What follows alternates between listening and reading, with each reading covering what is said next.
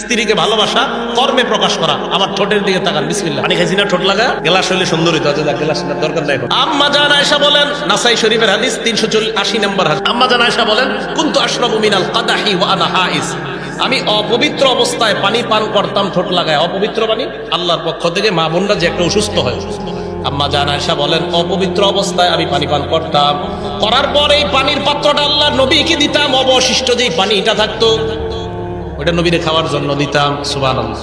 কিন্তু ঘটনা দেখেন, আম্মা জান আয়েশা বলেন ফায়াদুফাকু আলা মাউদি'i ফিয়া, আমি যেই জায়গায় ঠোঁট লাগায়া পানি পান করতাম আল্লাহর নবীর ঠোঁটটা অবিকল ওই জায়গায় লাগায়া আমার প্রতি মহাব্বত প্রকাশ করতেন।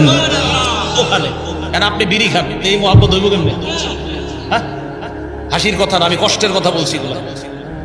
আপনি সিগারেট খেয়ে ঘরে যান তো আপনার বিবি তো লজ্জা বলবেন, আপনার মুখ থেকে গন্ধ আসে। হ্যাঁ, ইসলাম শিখে